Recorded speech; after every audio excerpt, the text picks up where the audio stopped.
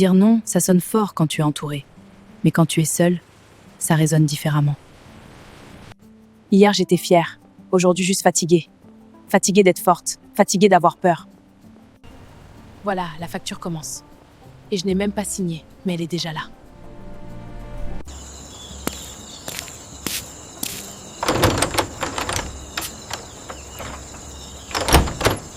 Je peux affronter le monde dehors. Mais ici, je dois encore protéger ceux que j'aime, sans leur dire pourquoi je souffre.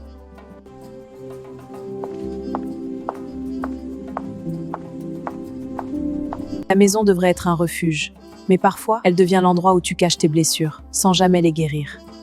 Tu es sorti très tôt aujourd'hui. Tu n'as même pas mangé. Tu fais ça souvent ces derniers temps. Tu fuis quelque chose? Non, maman, j'essaie juste d'avancer. Il y a des combats qu'on mène en silence, pour protéger ceux qu'on aime. Tu marches comme quelqu'un qui porte un poids. Et je reconnais ce regard. Ne fais pas ça seul. Papa, je ne veux pas t'inquiéter. Papa, si je parle, je risque de tout casser. Si je me tais, je me casse moi-même. Je ne sais plus quel prix payer.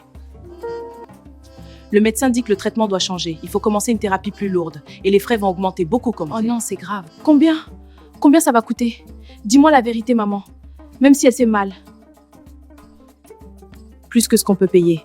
Même en vendant ce qu'il nous reste. Je ne voulais pas te charger avec ça. Tu portes déjà assez. Voilà le vrai piège. Ce n'est pas la peur. Ce n'est pas la honte. C'est l'amour. Si je cède, papa pourrait vivre plus longtemps. Si je résiste, peut-être que je le condamne.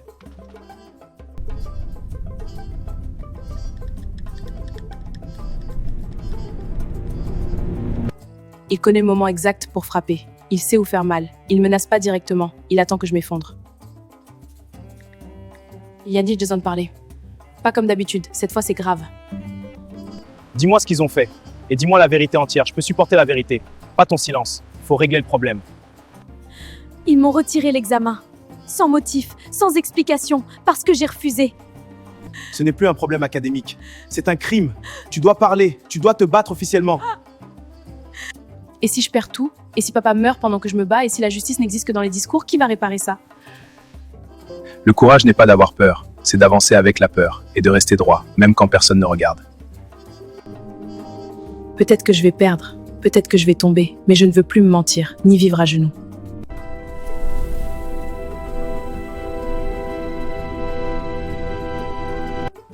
Une autre victime? Ou un piège? Une chance de justice? Ou une nouvelle guerre? Le silence protège les coupables. La parole détruit les victimes. Mais peut-être qu'ensemble on peut survivre.